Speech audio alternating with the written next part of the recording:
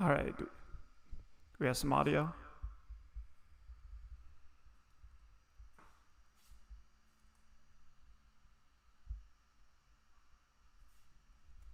Check, check. Audio check.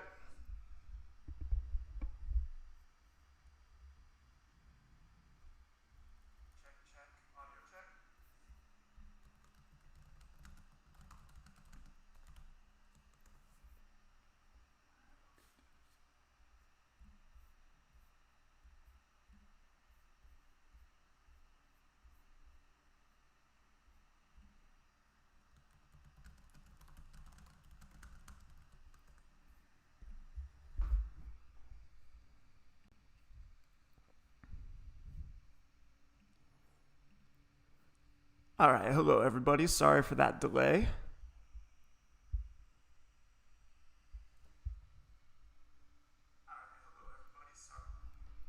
But we should be about ready to get going. So I know we're already a little bit delayed, so I'm going to kind of jump right into it.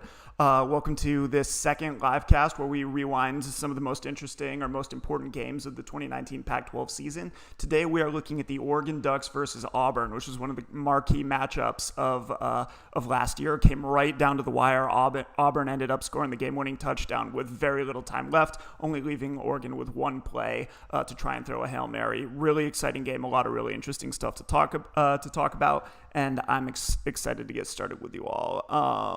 Are we starting to get some viewers in after all the technical difficulties? Okay. We've got a couple of viewers in, so people will trickle in. We're going to go ahead and get started. The replay will also be up for anyone who misses it, so I'm just going to go ahead and get going. So let's start off by taking a look. So early on in the game, Oregon kind of controlled things. They did all of their scoring relatively early in the game, and Auburn only came on really strong in the second half. So right now we're going to kind of set up what each team was trying to do on both sides of the ball, and we're gonna see how Oregon was able to get out to their early lead. So let's take a look at this play right here, which is 12:26 in the first quarter. Early on in the game, Oregon was able to have some success throwing the ball. That was something that was going to change as the game wore on, and we'll kind of see why in a bit. Let's start this play off with something that set up Oregon's first touchdown. Let's just watch it at full speed so that we can see exactly what's happening here. All right, so this is the play we're breaking down. Very nice passing play to start off the game. These would be relatively few and far between for the Ducks. So now let's see why. So going back to the beginning. Okay, first of all, I want to talk a little bit about what Auburn was doing when it comes to coverage here. So Oregon is doing something that's really kind of trendy within the spread universe right now. They're going with what I would call a tight deuce formation. So they're in the pistol, and what tight deuce means is that they're in a 2-by-2 set with two receivers to each side of the field, but they're all pulled in tight. They're right there in the core of the formation. And what this does to the defense is this creates a really tricky situation because ultimately you're adding those extra receivers as blockers on the edge. And so the thing that's hard for the defense is always to figure out how are we going to defend those off-tackle runs? What are we going to do if this running back ends up taking a toss or something and taking it around the edge on the outside? And so what Auburn's opting for here, and by the way, part of the trouble with that is that, however many defenders you pull outside to the edge to take away those off-tackle runs, you also have to make sure that you can defend anything that's in between the tackles, because with all those receivers pulled in tight, there are a bunch of gaps kind of in the middle of the formation. So balancing the middle of your defense with the outside of your defense is a tough thing. One common solution to that kind of problem is what we're seeing from Auburn here. So they're playing cover 3. So if we look up at the top of the screen, we see that they've got one free safety in the deep middle of the field, and then they've got cornerbacks playing deep outside, where they could kind of break down to the line of scrimmage and get outside anything that might be attacking the edge. Now, when Auburn plays this way, they're also going to play this as a zone coverage because they're worried with all these receivers in tight to the core of the formation. They might get a lot of picks. They might get a lot of crossing routes. So they don't want to man up on this. They want to play this as a zone. And that's going to end up being critical here because Oregon kind of knows that, and they have a passing play in place that's going to be able to exploit that zone coverage. So let's just take a look at how exactly this develops. Okay, so in cover 3, as I said, we're going to have 1, 2, 3 deep zone defenders. And if you're these cornerbacks out here on the edge, it's your job to defend the deep sidelines against the deepest threat to your zone. So on this play, what Oregon's going to do is they're going to use this receiver down here at the bottom of the screen to run off this cornerback. And so that's going to get rid of this zone defender on the outside. We can see that right here. All right, so there goes that receiver. He's running off that cornerback. And what they're doing then is they're running what's called a weak side flood here. So they're using this receiver to get rid of that cornerback. That's going to open up this sidelines underneath of him for the Ducks to do all sorts of tricky stuff. The next thing that they're going to do is we're going to see them release their running back up here at the top of the screen. He's running a little play action here, and then they're going to release him out into the flat. Okay, so here we've got the outside wide receiver running deep to get rid of the cornerback. We've got the running back releasing out into the flat. And what that's going to do is that's going to draw the attention of these zone linebackers here. So the deep coverage is in zone coverage. The linebackers are also in zone coverage underneath. And so what's basically happening is that they're using this deep route to push the deep coverage downfield. They're using this shallow route to hold the attention of these linebackers in the intermediate zones. And then they're going to bring, it's a little bit blurry here as it's moving, they're going to bring, I believe, this outside receiver right into the void in between those two routes. So this guy's going to come across the formation as part of the weak side flood. He's going to hit that area right in between this cornerback as he gets pushed deep and right in between these linebackers who are getting held by the running backs play action and then by his route. And so that's going to be the thing that Oregon's able to do to attack this zone coverage. Here we see that the linebackers have kind of chased that run action. They're not dropping under that crossing route. That guy comes across from the other side. Herbert's able to hit him right in that void. Nobody's around him. We can see up here that cornerbacks had to chase his receiver deep. Free safety's playing in the deep middle of the field. Once those linebackers get held short, there's going to be nobody in any position to get to that guy as he comes across the field. Right. Tries to put a little juke on him and get in there. Let's watch that one more time. Okay, so once again, this guy goes deep, gets rid of the cornerback, running back, play action, and route in the flat, holds these linebackers underneath. That opens up space for this guy coming across in this intermediate zone. So keep an eye on this guy now. Watch how he's able to attack right into that void. And the key here is that this is a zone coverage, so nobody's running with that guy. That's the thing that ends up getting him free. We're going to come back to that later. Okay. Nice. So as I mentioned last week, if you tuned in, there is a little bit of lag between when I talk and run the video and when it shows up on YouTube. So if you have any questions as we're going through this, just go ahead and feel free to type your question in the box. It might be a little bit delayed from what I've said to what you type, but I'll keep an eye on it and I'll be able to get in there and answer to it. Okay, so that big passing play obviously got Oregon right down into the red zone, and that set up their first touchdown of the game. So let's scroll ahead now to 10:28 in the first quarter. All right. Okay. So what are the Ducks doing here? How are they going to punch this into the end zone? Unfortunately, we can't see the pre-snap look here because of the camera angles, but we can get an almost pre-snap look. So right here we see right after the ball is getting snapped, Oregon is facing cover zero from Auburn. We see all of these defenders lined up at the goal line. They're trying to defend the sticks. The Ducks are in a tight bunch right set, which means they've got three wide receivers three receiving threats up toward the top of the screen. And they're trying to set up a little pick here. And this is something that's going to be really important to this game as we work through it. So what we're seeing, let's scroll this back just a little bit. The person to watch is this inside receiver right here. So what the Ducks are going to do down here facing cover zero is a man coverage, so the Ducks have three receivers. Auburn's got three man defenders over the top of them. So what Oregon's going to try to do is they're going to take this inside receiver, and let's watch that scroll through. And they're going to run the two guys outside of him vertical. Okay, and that's going to do two things. That's going to hold their man defenders because they're in man coverage. They have to defend those two receivers when they push vertical. And it's also going to create traffic for the guy who's trying to run with that inside receiver right there. So this works out. This looks like it's well set up to defeat cover zero. Ultimately, Auburn's defenders kind of jump this route underneath, and Herbert gets a little bit spooked and takes off and runs. He might have been able to hit this outside receiver breaking deep. But what does end up happening is that as Auburn reacts to these receivers and as everybody pulls outside, we're going to see Auburn's defense flowing in that direction. They recognize the threat that all these receivers present. Notice we got one receiver breaking back inside, so these linebackers are dropping out to that kind of tight bunch formation. And what that's going to do is when those guys flow to the outside, even though it looks like Auburn's kind of got the passing play covered up, that does open up this kind of inside lane for Herbert. So he does a really nice job at improvising. This isn't a called run for him, but it is kind of set up by the Ducks scheme because they put all this pressure on Auburn's defense to get out to these three receivers who are lined up in tight to the formation. And once Auburn's defenders react to them, Herbert's able to get into the touchdown for an end zone. Or into the end zone for a touchdown. So that's, not a called play, but a nice way in which Oregon's scheme and their passing concept helped to set up their first touchdown of the game. All right, so let's keep this moving. So that gives us Oregon's first touchdown of the game. It didn't set up a ton of themes that we're going to see throughout this video, but this next drive we're definitely going to. So let's scroll ahead now to 9:33 in the first. Let's see what Oregon's defense was trying to do, and let's see how Auburn was trying to attack them. All right, so this is where it starts to get really interesting. We'll see some interesting stuff from Oregon, but the kind of coherent plan of attack wasn't as successful for them as it would be for Auburn as the game went on.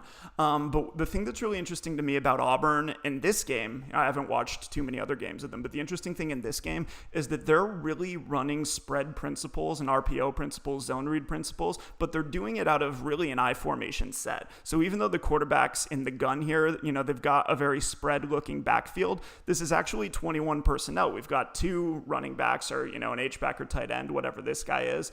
And then they've got a tight end lined up down here at the bottom of the screen. So this is really, in a lot of ways, pro personnel. It's not the kind of wide open spread to run offense that you might expect from a Gus Malzahn coach team. I don't know if they did this a lot in 2019, but they did it basically the whole game here against Oregon. And so what are they running here? What are they using to run out of this? So Auburn's running an RPO on this play, and they're going to come back to this over and over and over again over the course of this game. So let's just watch it live once to see exactly what's going on. Okay. So here, this is going to be handed off to the running back, but as with a lot of these RPOs, there are actually going to be three options on this play. So the quarterback here, as we run this forward, we're going to see him reading this backside edge defender. So this is actually a zone read. And his three options are handoff to the running back on a run to the right. He can keep the ball for himself around the edge. And then the other thing that they're doing here is that they're taking this H-back who's lined up in the backfield. Instead of using him as a blocking back, they're using him as an RPO threat. So this H-back is going to leak out into the flat, and he's going to be the third option for the quarterback, kind of turning this into a de facto triple option play. So we got running back, quarterback, fullback, or H-back leaking out of the backfield. Now, Oregon here, and so this is something that Auburn's going to come back to over and over and over again. We're going to watch a whole sequence about specifically this play in just a little bit and Oregon's responses to it. So this is a really key theme throughout the game. Another key theme is the way that Oregon's defending this on this play. So if we watch what's going on here, they've got a defensive back lined up here outside the tight end. And then as we watch this play go forward, we're going to see kind of these three defensive backs up toward the top of the screen shift over toward that tight end. So this is one thing that Oregon did. Here we see this guy kind of bailing out to be a free safety in the middle of the field. And then this other safety is working over the top of that tight end. I don't know exactly what Oregon calls this coverage, but really it's essentially a cover three cloud. So what that means is that we're going to get these two safeties playing deep with a cornerback ultimately taking the deep sidelines. And the cloud bit means that this cornerback is going to be playing in the flat. He's going to be kind of a run defender outside of that tight end. And then this safety is going to bail to play the deep sidelines over the top of him, getting the Ducks into that cover three look. So this is something really common that Oregon did. On this play, the way that they're defending Auburn's RPO is that they're just having this defensive end up at the top of the screen. They're having him sit wide for the quarterback. Okay, so as we all know, on a zone read, when the quarterback's reading that defensive end, when the defensive end sits wide, that tells the quarterback to hand the ball off. So the quarterback hands the ball off to the running back. And, at that point, it doesn't matter that there's this other receiver out here because the quarterback's already handed off So the threat of the RPO just isn't there. So on this play, to sum that up, Oregon's using this defensive end. They're having him sit wide. That deactivates the quarterback and the fullback out in the flat. That forces the quarterback to go with the run play. In this case, that's going to be really good for Oregon because they've got, if we look here, they've got 7 box defenders with that 3 cloud cornerback rolled down outside the tight end.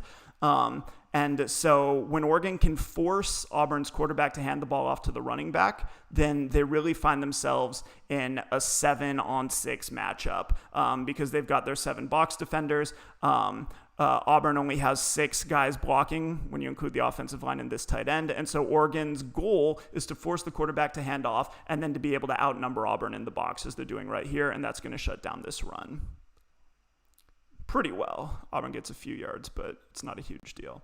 And once again, the way that they're getting that 7th defender in the box is with this 3 cloud rotation, putting this defensive back outside of the tight end. He's the 7th guy in the box. And then they're bringing this safety, or this defensive back number 16, out to the sidelines over the top of him to pick up the deep coverage to that side. And that's what lets them get those numbers. Okay, so that was kind of a lot of information. Don't worry, we're going to repeat it. We're going to see it a bunch. We're going to see variations off of it. But before we move on, the big thing that I want to point out here, okay, is let's take a look at how this RPO develops right here. Okay, so remember that this guy, this safety down here, is working over the top of the cloud cornerback to defend the sidelines. If we scroll back just a little bit more, this guy is working to the deep middle. Okay, so both of these defensive backs are going to be gone. So keep that in mind as we pause this right here. Okay, remember that Oregon has forced the handoff by playing with this defensive end wide here. But from a numbers standpoint, Auburn's kind of winning this schematically. They're not winning practically, but schematically they're winning this because we've seen the safeties over the top are going away. They're rolling away. And so that actually leaves Oregon with no defender for this fullback. If we go back to the pre-snap look, we can see how that works. The fullback's leaking out. This defensive back is going to have to take this inside receiver. These 2 safeties are going away, so the Ducks are going to have nobody left for this fullback in this coverage that they're in. Okay, so even though Auburn doesn't end up throwing this right here, that's going to be a significant issue for them. Okay, so let's just keep that in mind as we keep watching this play. We'll see even more good examples of that. Okay, but Auburn didn't get that going on this play. They had trouble getting their offense going early in the game. All right, I see that there are some people in here. How's everybody doing? Do we have any questions as we're getting started? Anything that we're curious about based on what I've said so far? All right, let's move on. Let's take a look. Oregon was the team that really had things going early in the game. So now let's take a look at what kind of things were working for them. They've already got 1 touchdown. Let's see what led to their second. Okay. I didn't have time to clip these, so I got to just rewind through the whole film. But, okay.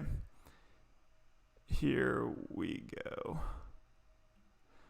All right, so one of the things that Oregon did incredibly well in this game is they called a fantastic screen game. They had some injuries at wide receiver, and I think that impacted their game planning, especially once Auburn stopped playing those zones that we saw on the first play and started playing more man. And one of the things that Oregon was due to exploit Auburn's coverage was to call a fantastic screen game. So we're going to see a good example of that right here. Let's just check it out.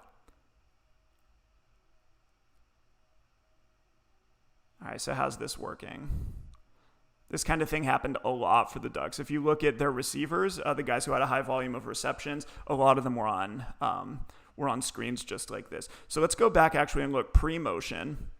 Okay, so here it looks like Auburn's in man. We see a free safety playing in the deep middle of the field. This looks like cover 1 with man coverage on all 4 of the Duck receivers. So on this play, Oregon's going to end up using motion. They're going to take this receiver down here and bring him across. Let's just see how that impacts Auburn. Okay, so we've seen the deep middle. The guy who had been covering the slot receiver down here is bailed to play in the deep middle. or actually his man defender ran across with him. Okay, so what the Ducks are doing here is kind of interesting. If we look at these two inside receivers, the way that they're setting up this screen is that they're putting those two inside receivers close to each other. Last week we saw Hawaii doing a little bit of this with Nick Rolovich, and the reason that they're doing that is because when you put two receivers close together like that, it creates a lot of potential for picks. We saw a little bit of this with Oregon's touchdown down at the goal line. They were trying to bring receivers together and create picks. And so to combat this, Auburn is playing kind of an inside-outside. It's still a man coverage, but these two guys have made a check that puts them in an inside-outside coverage on these number 2 and number 3 receivers. And the reason that they do that is if they get a pick, if this inside receiver breaks out and this middle receiver runs underneath of him to kind of create a rub, then this defender is just going to take whichever receiver breaks inside. This defender will take whichever receiver breaks outside, and they won't have to worry about trying to run with their receivers as they cross with each other. Okay, so that's kind of why Auburn's lined up the way they are, and Oregon is kind of probably anticipating a little bit of that adjustment of that inside-outside bracket that they're trying to play here, and they're going to take advantage of that with a really nice screen call. So the screen's going to go to this middle receiver here, the guy who came in motion. And let's look at how the blocking develops now. Okay, so this guy's just going to stop. He's catching a little smoke screen, and the receiver inside of him is going to kick out. He's going to block that outside defender who's lined up over that screen player. So that's going to be the block that gets this screen player in space. Okay. I'm going to rewind that just a little bit, and now we're going to see the next bit. One of Oregon's strengths absolutely shows up on tape all the time. They have incredibly athletic offensive linemen, offensive tackles, especially this guy right here at left tackle. Everybody probably knows about that guy, but their right tackle is going to do a good job here as well. So remember, they're using this inside receiver to take out the defender that's over the screen player. This middle guy's getting the screen, so the receiver inside of him is going to kick out his defender. So now the big question for Oregon is, how do you account for this inside defender? How are you going to account for that third guy that's lined up here to the screen? And the way that Oregon's going to do this is they're going to release their offensive linemen up to that guy. So those are the guys who account for that extra player. So we see right here comes the right tackle. The receiver's caught the screen. The inside receiver's kicked out his man, and here comes the right tackle to get up to that third man defender. He doesn't get a great block on him, but he kind of gets in his way enough that the receiver's able to get outside and downfield. So when you see a lot of these screens, there are different kinds of screens, bubble screens that rely on wide receiver blocking and things like that. But this kind of screen where you can get these receivers a little bit working back toward the offensive line, where offensive linemen are releasing up to kind of neutralize numbers out here on the edge, really common and really deadly, especially against the kind of man coverages that Auburn often wanted to mix up with their zones. So one more time, this guy's going to kick out, offensive line's going to get up to this third defender, and that's going to be the thing that frees up this middle receiver for the screen. Auburn gets pretty good pursuit here. I mean, they executed reasonably well on defense, but it's still, a game of inches more than enough space for the Ducks to get downfield. And they did this a lot. I mean, they probably ran 10 screens like this in this game, and almost all of them were pretty effective. All right. Because I had the delay, I'm just going to check Twitter real fast and see if anybody's asked me about that, and then we'll get back to our next play. Okay, cool. Looks like we're good to go. All right, so let's move on, and let's keep looking at how this game developed. We're now going to go to 6:29 in the first. We're going to see another important theme for Oregon. All right, let me roll it back. Here we go. Okay. We've seen an RPO from Auburn. Oregon also had an RPO that they called all the time. This game was really interesting to me. Maybe it was because of the wide receiver injuries, but when I've broken down other games for Oregon, especially the Cal game, their offense felt a little bit scattered to me, or like it didn't have a ton of focus. Like they weren't kind of settling on an identity or a set of plays that they were confident in running that. The Auburn game was the exact opposite. They had, in particular, one basic RPO setup that they used a ton, and we're going to see a good example of that on this play. So let's just watch it live so that we can kind of see what happens. So this is basically a zone play to the left, and then they've got things going on the edge with the wide receivers to both sides. Okay. So let's look at the RPO. This is going to be, as I said, a zone run to the left. This is going to end up getting handed off to the running back. And what the Ducks are doing is they've got a different two-man passing concept to each side of the field. So let's start off down here at the bottom of the screen with these two receivers. Okay, they're running, I believe, they're running something that I'll call under. It's almost kind of like a little like smash concept as well. So what's going to happen here is that this inside receiver is going to run vertical and then out. He's running a corner route. And then the receiver outside of him is going to run underneath him. So we'll call that the underside. And we can see that going on right here. This is another way to attack Auburn when they're playing basically a man defense. So what this is really trying to do is they're just trying to use the inside receiver to push his defender vertical and get that guy out of the picture. And then they want to use the under route by this outside receiver to try and maybe pick off his defender, or at least to get him running away from him into space. So that's one of the things that the Ducks have on this RPO. They never actually threw that concept in this game. So they must not have felt confident in this receiver beating his man back inside, or their reads took him elsewhere. But they ran this as a part of these RPOs a ton. So then up at the top of the screen, they have another passing concept, which was a lot more productive for them. And that one we'll call shoot. So this is going to be a slant by the outside receiver, and then they're going to get this H-back coming out of the backfield, running into the flat. And this can create a pick. We'll see one of those later on. But there's that. So the outside receiver comes back inside, and the H-back releases out of the backfield into the flat. And that's all paired onto this inside zone play. So let's end up seeing why this play was so effective. Okay. So the reason that this play works, Auburn technically has numbers here. They're in a pretty good situation. They've got this safety in position to crash down and attack the run. But once again, Oregon's offensive line is doing an incredible job here with their blocking on this zone play.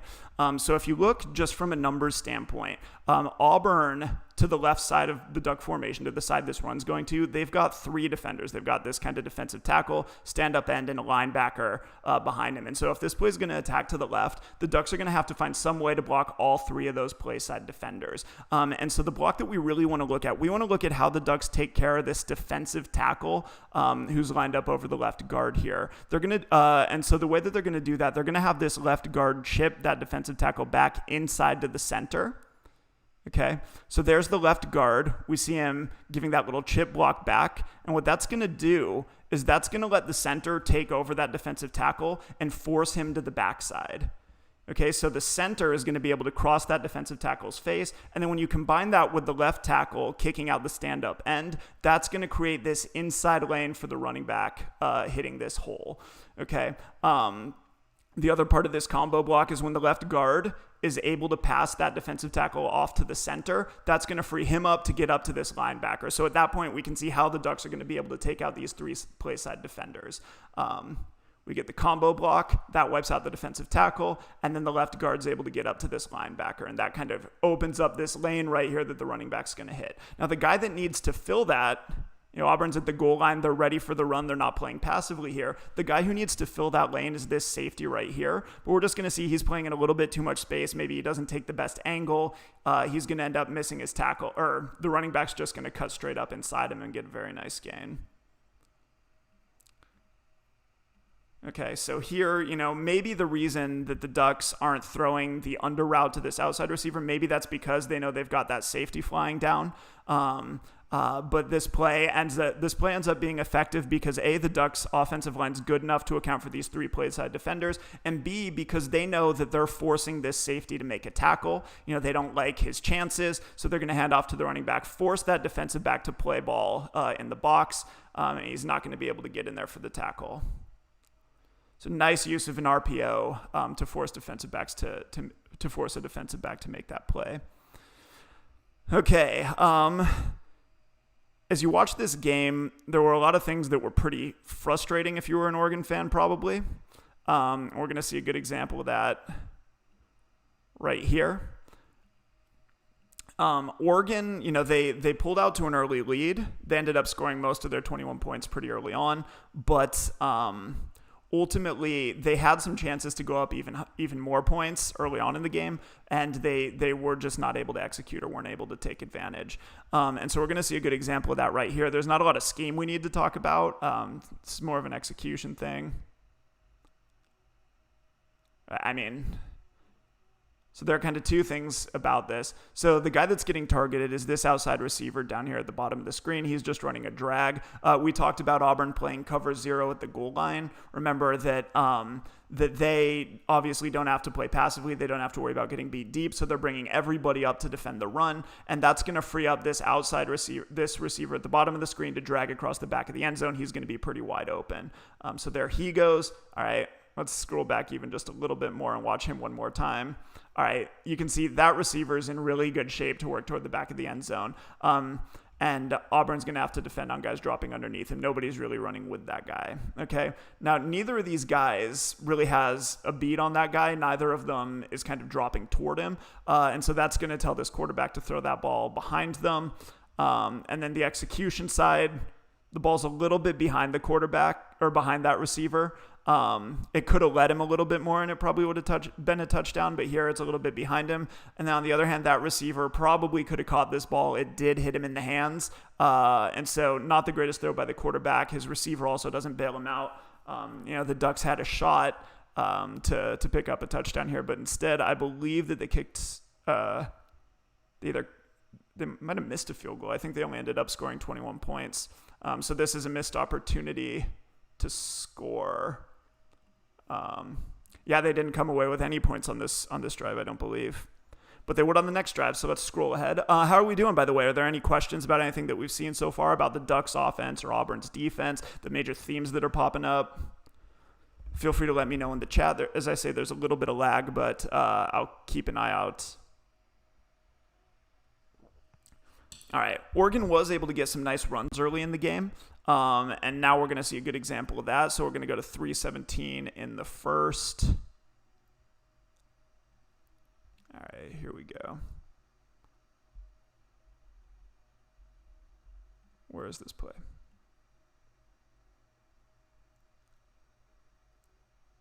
All right, here we are. Okay, so this is going to be a huge gain for the Ducks. Let's take a look at it full speed just so we have a sense of what happened. All right, one of their better runs of the game. Okay, so what's going on here? We've got, I believe, another RPO. Yeah. So this is an RPO. They're running slants down here at the bottom of the screen, slant by the inside receiver and a slant by the outside receiver. And they're running zone to the right away from that. So once again, Oregon's offensive line did a fantastic job in this game, really athletic. And once again, we're going to want to focus on that kind of combo block that we saw in the RPO a few plays ago. So the key here is going to come from the right guard in the center, once again taking control of this defensive tackle. Their goal is to double team him and get up to this linebacker to that side. Oregon wants to create this kind of lane between the right guard and the right tackle where the right tackle can kick out the defensive end. The right guard can come down and help seal off the defensive tackle and the linebacker and create a lane for the running back. So if we look right here, we see the right tackle kicking out his defensive end. And then the Ducks just keep doing a fantastic job on these combo blocks, getting leverage on all those defenders inside. We get some nice wide receiver blocking from the cornerback up here at the top of the screen. And the Ducks are able to get around the edge. So Oregon's offensive line did a really, really nice job of running zone, especially early in the game. Something about this, I'm not going to show a lot of bad runs because I think we can see all the concepts right here. But something that Auburn did early in this game, and part of the reason that this play is able to work, is they were playing more of like three-man line alignments. So right here we see that their nose tackles lined up directly over the center. That's going to help the Ducks to seal that guy off inside and open up that lane. As the game wore on, Auburn played less of these kind of three-man line principles and started playing more shifted fronts where they'd take that nose tackle and move him over to the play side here. And once Auburn started doing that, the Ducks had a lot more trouble opening up these lanes. And that kind of ended up being the story of the game in terms of the run. But early on in the game, Auburn played a lot with this kind of it's not necessarily a three-man line because there is this stand-up linebacker out here on the edge, but they're playing basically three-man line principles where the nose tackle lines up, heads up over the center, and that allowed him to get some things going in the run game early that weren't there later on in the game. Auburn made some good defensive adjustments to take away this kind of thing. So that's what's going on there. Let's look at Oregon's second touchdown now with 2:21 to go. in the first.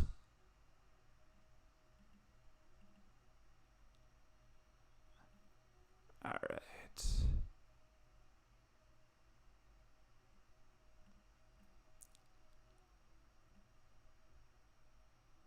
All right, so here's Oregon's second touchdown. Something that was important about this game is that Oregon didn't have a great downfield passing game. Once again, I know that they had some injuries at wide receiver heading into this game, but whatever the reason, as long as Auburn wasn't playing zone, like we saw in that long completion earlier, the Ducks had trouble getting anything going downfield. So everything had to be a screen, or it had to be kind of in the RPO game. This is one play where that changed. And so this kind of shows us what had to happen for the Ducks to have a downfield passing game. And then we can understand that this didn't happen too often. So let's just watch it live at full speed.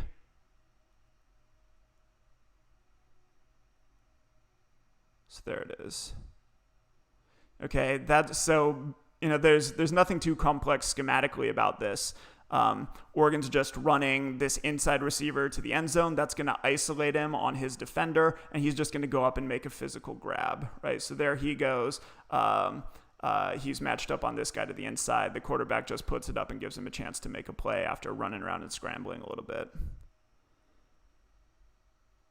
Okay, so once Auburn especially started playing more man, that was the kind of thing the Ducks needed. And Herbert, most of the time in those situations, just didn't end up throwing the ball. He ended up scrambling around or looking for something underneath. For the most part, they weren't able to get stuff like this going. But here, early in the game, they were able to use that to pick up a touchdown. Okay, now notice, we're not even to the end of the first quarter, and Oregon's already scored 14 of their 21 points. So a lot of this stuff's going to go away. Okay, now that we've kind of seen how Oregon got out to an early lead, let's take a look at some of the major offensive and defensive themes that came up in this game, and what I really consider the bread and butter of this game and the thing that really explains a lot of the matchup that was going on. So I'm going to go ahead now to Auburn's next drive at 2:06. There's a lot of important stuff here. Okay, so Auburn, remember, they're running those spread principles out of basically an I formation. So here we've got two running backs with the tight end down at the bottom of the screen. We saw them run an RPO out of this before, and they're going to do that again right here. So let's take a look. All right, there it is. We talked about that the last time that we saw this RPO. Here, Auburn's taking advantage of it. So what do I mean? Remember that the three options for the quarterback are handoff to the running back on a run to the right, keep the ball for himself around the edge, or throw the ball to this H-back releasing out into the flat.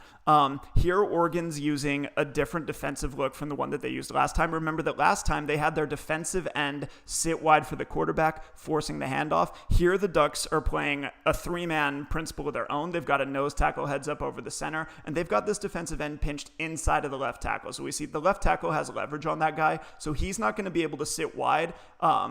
Actually, he's going to try to. So maybe this is just a coaching point. I changed my mind, actually. So here, this guy is still going to kind of sit for the quarterback. But here, maybe they've seen that Oregon didn't have numbers to cover this H-back in the flat before. And so here, Auburn's going to take advantage of that. They're going to throw out to that H-back, and the Ducks aren't going to have anyone to pick him up. This is that same issue that we saw the last time that we looked at this RPO. So once again, let's look at the Ducks are doing and see why this is.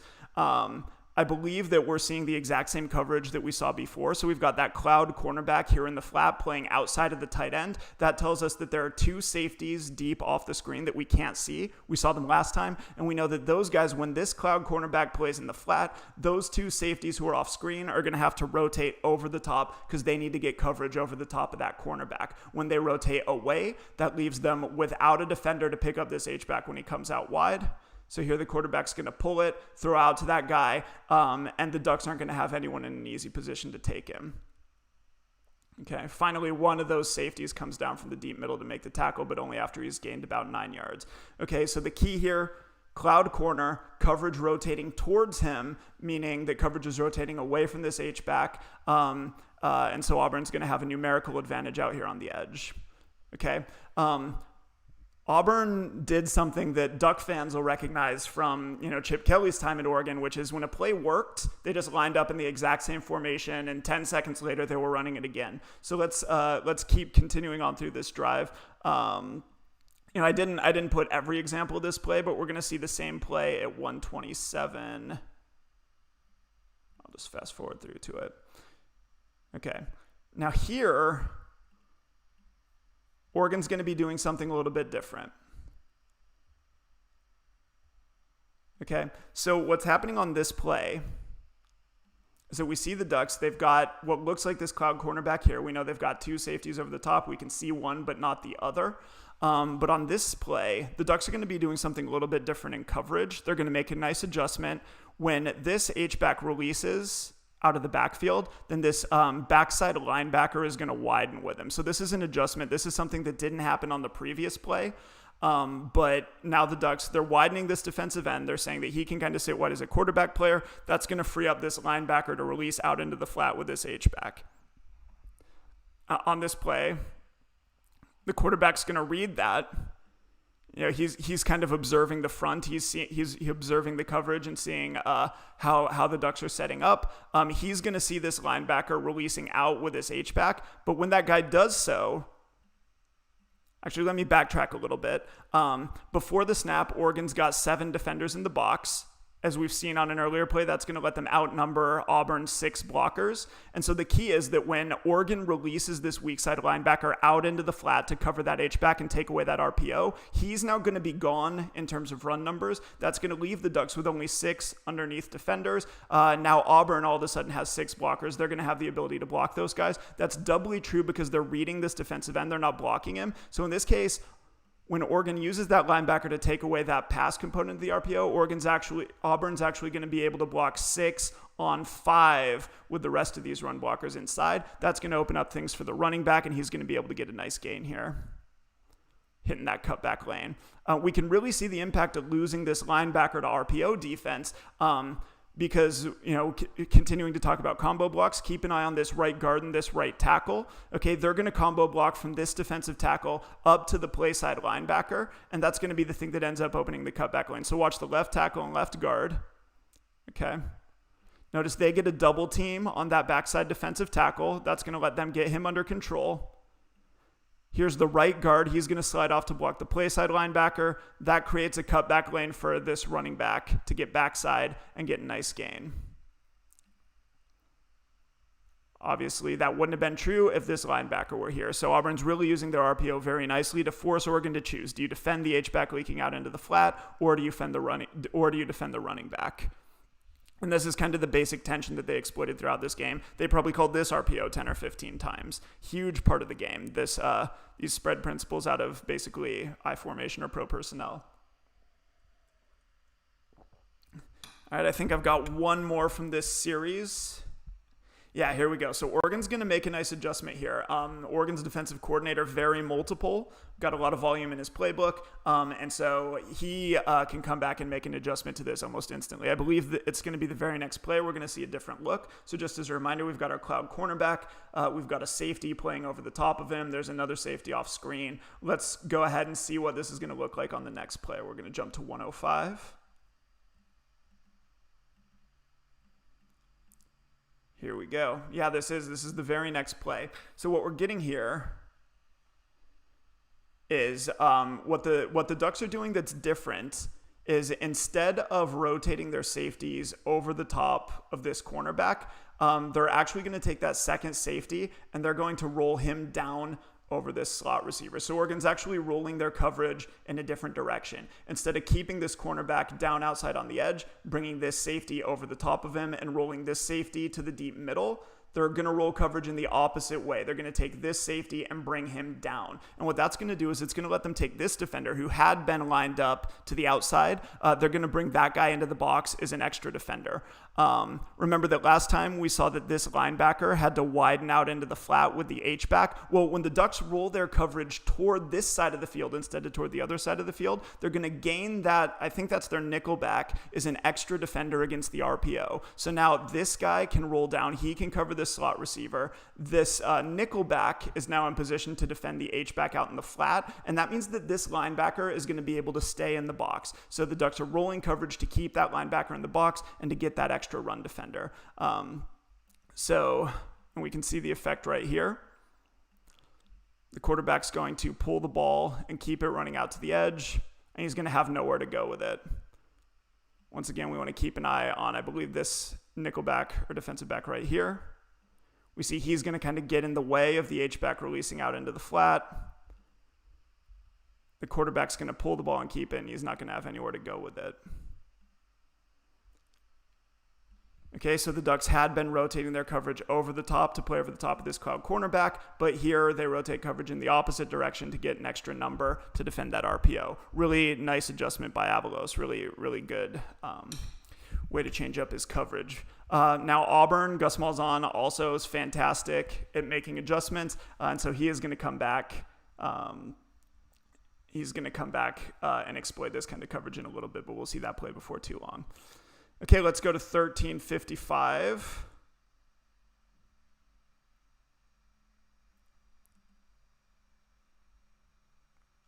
All right. This is going to set up a big play for Auburn.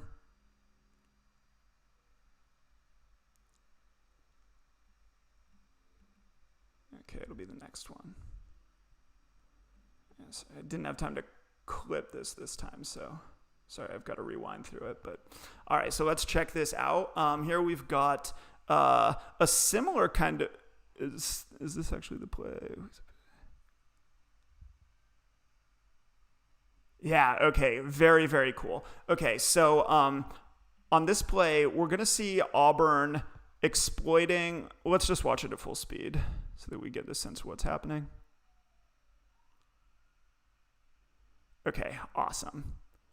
So let's go back. Let's think about that RPO that we just watched. Okay, we saw that the way that the Ducks were going to take that away, the way that they were going to defend this H-back leaking out into the flat, is that they were going to rotate their secondary toward that side of the field so that they get an extra defender to pick up their H-back. Now, when they do that, what they're losing is they're losing the ability to shift coverage over the top to the opposite side of the field, over the top of this cornerback up here. And that's going to end up causing problems for them right here. So let's take a look at exactly what Auburn's doing. Okay, so the Ducks rotating coverage to try and take away that H-back on the RPO. So now Auburn's going to come back, and they're going to use their passing game to attack back in the opposite direction. They're going to attack the side that the Ducks are now not rotating over to cover. Okay, so let's just take a look. Keep an eye on this safety. He's a really good example. We're going to see right as the ball snapped, he's going to work inside toward the middle of the field. And now we kind of understand why he's doing that, why the Ducks are rotating coverage in that direction. But that's going to end up causing problems for them. So on this play, what Auburn's doing is they're running a 3-level flood. So they're taking this outside receiver, and they're going to bring him kind of vertical and back inside. That's going to occupy the cornerback. Okay, so Auburn is occupying that cornerback. Now remember, when the Ducks were running cover 3 cloud, they were putting a safety over the top of that cornerback up here at the sidelines. But on this play, because they have to rotate their coverage down to this side to take away the RPO, they're not going to have a safety over the top of that cornerback. The cornerback has to cover his receiver no matter where he goes. So that's going to use up that cornerback right here. And then the way that Auburn's exploiting that is that they're then going to take this running back and they're going to run him on a wheel out of the backfield. This is the guy that this safety would have been able to pick up if Oregon were rotating their coverage to that side. But when that safety has to rotate away, the cornerback is going to get held by that wide receiver. The running back is going to release out on the wheel, and the quarterback's going to be able to hit him for a huge gain down the sidelines. So really nice adjustment by Auburn to take advantage of the fact that the Ducks are trying to rotate their coverage to the H-back to try and take away their RPO game. Really nice adjustment by the Ducks, counter adjustment by Auburn. Something else that I really like here is what Auburn's doing with this outside receiver. Because he's actually going to end up becoming a third receiver to the weak side. So here we're going to see them motion him in. He's actually going to be critical on this play. So keep an eye on this receiver now. Auburn's motioned him in. After the snap, he's going to go in kind of an orbit path, and that's going to bring him out into the flat.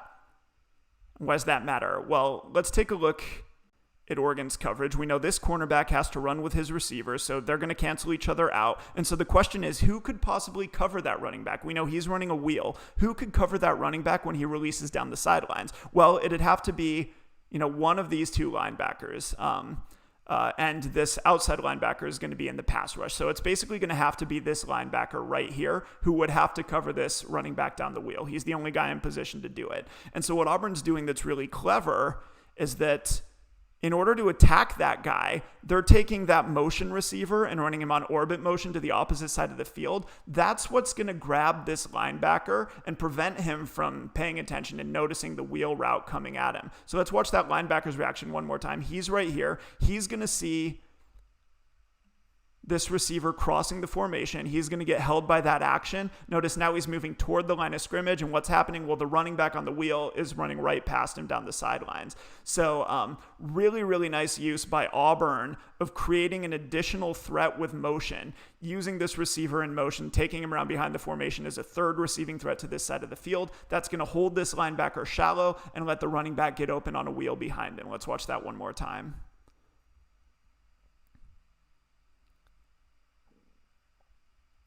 Really nice play design by Auburn. And this really characterizes Auburn's run game here against the Ducks. They want to use the RPO game to force the Ducks to rotate down to the strong side, rotate down to the H-back, and then they want to attack back in the opposite direction with the passing game, using the run to set up the pass in this way.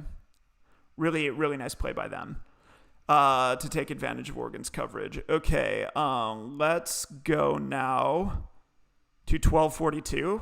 Just seen a nice highlight for the Tigers. Let's see a nice look for the Duck defense coming up, because Auburn is not going to score on this possession. Instead, they're going to throw an interception. Okay, so let's keep in mind a concept that we've come up with before.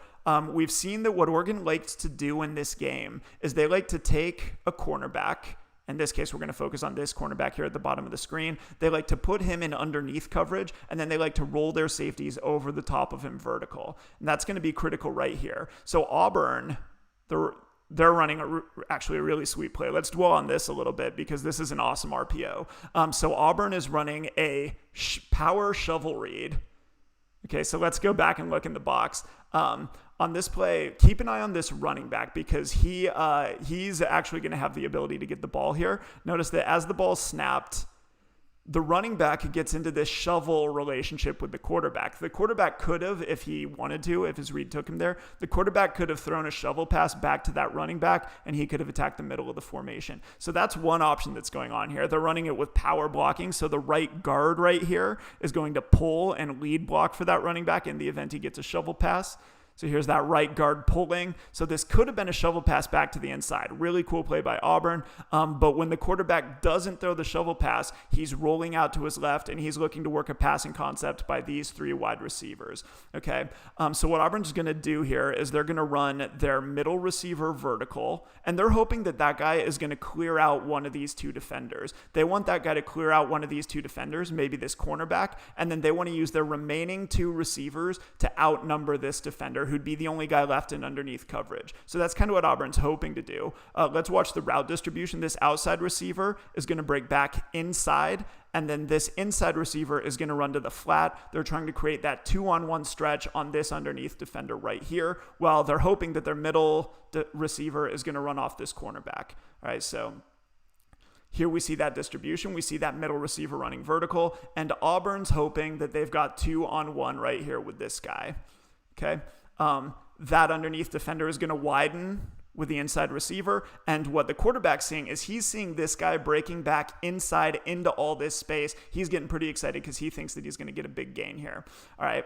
But remember, Oregon loves to take this cornerback right here. It looks like he's playing off. It looks like he's not going to be in position to make a play on either of these routes. But Oregon loves to take this cornerback. They love to squat him in underneath coverage and then roll their safeties over the top of him. And that's what they're doing right here. So on this play, when the quarterback comes back inside to try and hit this receiver, he's going to find that that cornerback's sitting all over him, and he's going to pick up the interception.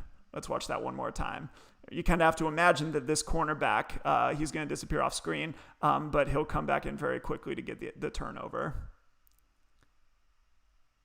All right, so a really, really nice usage of that cornerback, keeping him in underneath coverage, rolling the safeties over the top of him to confuse the quarterback and pick up the interception right here.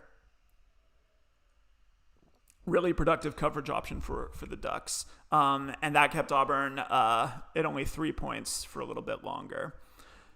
Let's take a look at some of the adjustments that Auburn's defense started making. So let's go ahead to 10:29. I need to scroll forward a little bit. Okay. So we've seen that Oregon called a pretty nice screen game early on, and really throughout the game they did a good job. Here we're going to see what kind of things could go wrong. Okay, so this screen is going to get stopped for a pretty big loss. So why'd that happen? Okay. Remember that an important part of the Ducks screen game that we saw in the last play is that they were trying to get two receivers really close to each other. They were trying to create a compressed look because then they could use one of their receivers, the guy that's not getting the screen, to block one of the defenders lined up over them, and then they could use their offensive line to get extra blockers out to pick up any remaining defenders. So here we see the Ducks trying to create that kind of look. They're going to take this this outside receiver. He's going to be the screen guy. They want to bring him in to create that compressed look that we've seen before. So there he goes. Okay, now he's in tight. Now they're thinking that this receiver can kick out number 4 here, that cornerback, and then the right tackle will hopefully be able to get up maybe to this other defender. Also, it's 3rd and 3, so they don't need a ton of yards. They just need a little bit of space. Here, though, Auburn's making a really nice adjustment to this kind of thing. They're seeing this compressed formation, and so they're going to take their cornerback. They're going to press him up on that receiver who's going to try to block him, and they're just trying to create traffic at the line of scrimmage. So here we see that cornerback. He does a fantastic job pressing. He's actually going to keep outside position on the receiver that's trying to block him, and then when the screen gets thrown, he's going to shed that guy, and he's going to make first contact, allowing his pursuit to get to the play.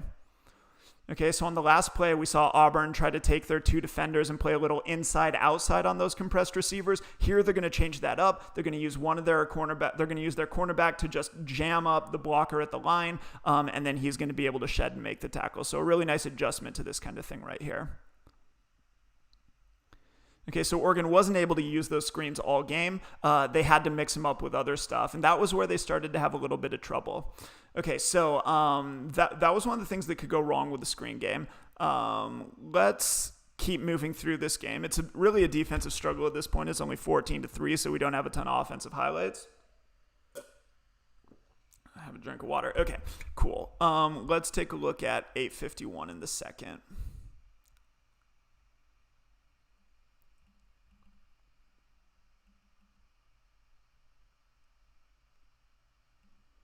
Okay, here we go. So now we're going to get Auburn showing us another way that they could attack the kind of coverage scheme that Oregon liked to use. The theme that we've seen throughout this is Oregon using a cloud cornerback, getting their cornerback in the flat. We saw that yield an interception last time.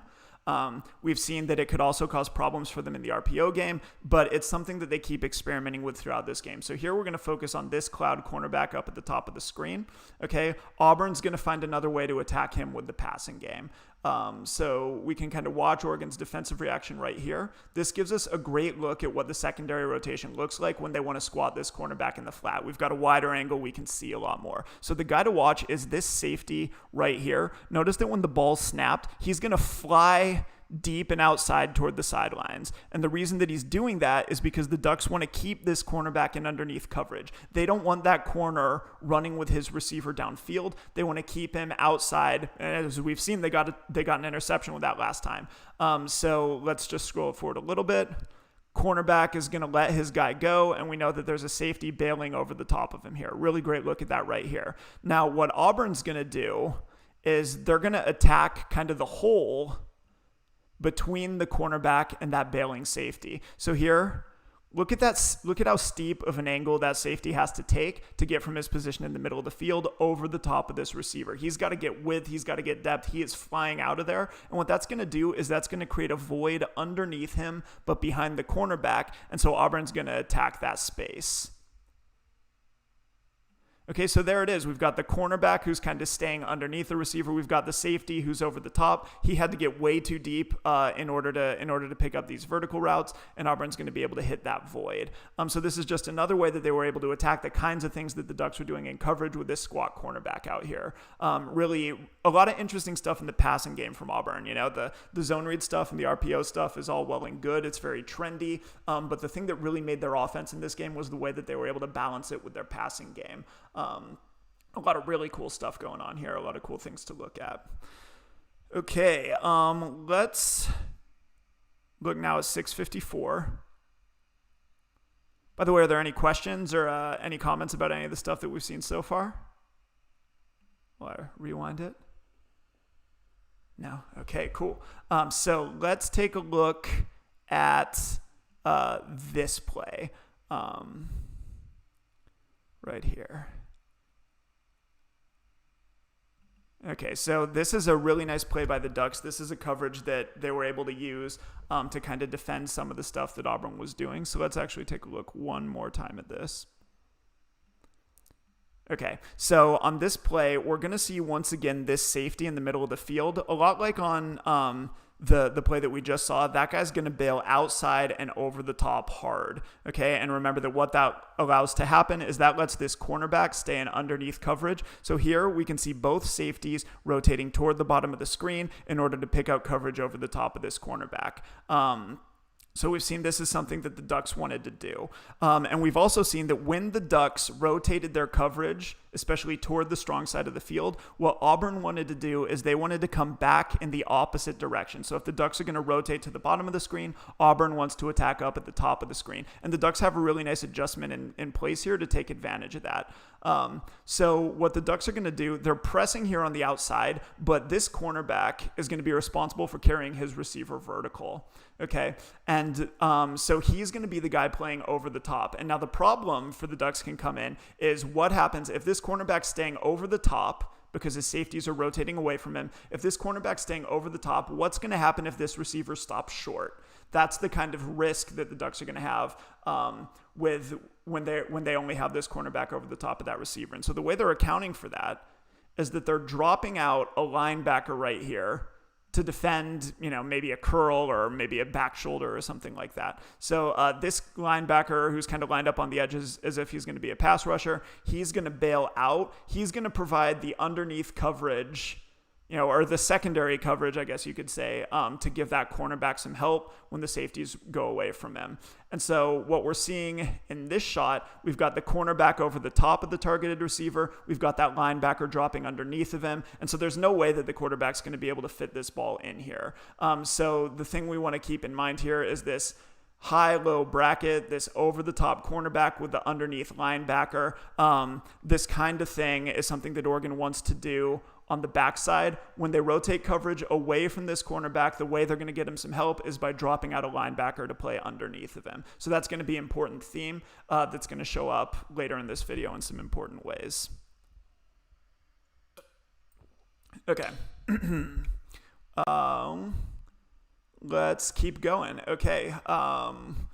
Let's check out 631. Early on in this game, the Ducks had a shot. They had a couple of shots to win this. We saw a drop pass in the end zone that they didn't get any points off of. And here we're going to see a really nice return, setting up what should have been a touchdown, but they're not going to be able to punch it in because of a turnover. So let's get to the pre-snap look here and see what's going on. Really nice return there. All right, so here we go. 1st and goal. And the Ducks are going to be running a really interesting take on the zone read. This is going to be called a zone read slice. So the guy to watch, the thing that makes this slice is this H-back that they've got right here. On a slice play, they're running a zone read headed toward the right.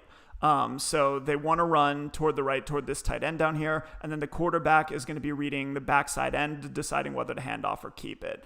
Now, the interesting thing about this slice play, when you take this H-back and bring him across the formation, is that he's going to become kind of a personal protector for the quarterback. Okay, so Oregon's got really great offensive scheme here, but it's going to end up resulting in a turnover. So let's just watch this so that we can see what's going on.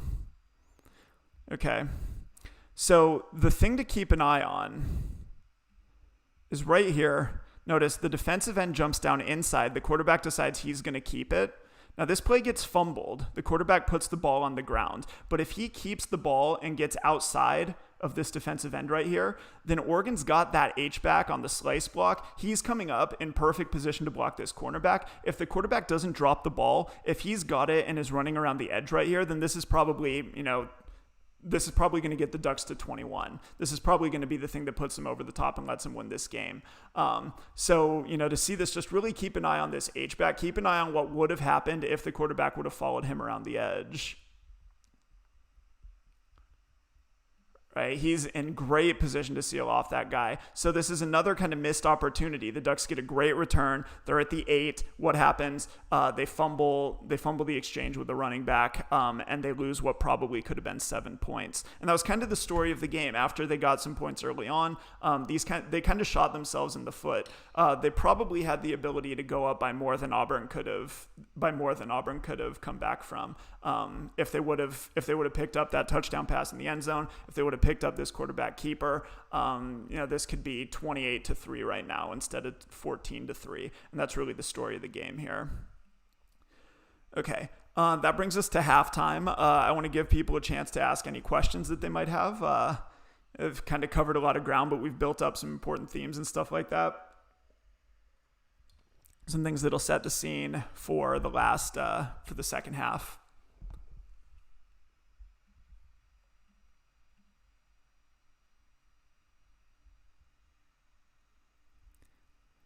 All right, no worries. Let's check out the second half in just a sec.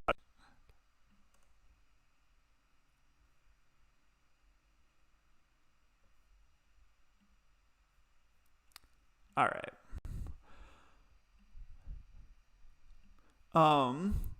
So Oregon came out strong in the second half.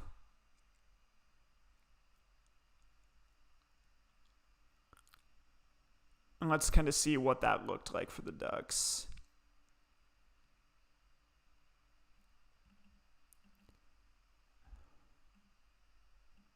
I'm going to get to 11:55 here.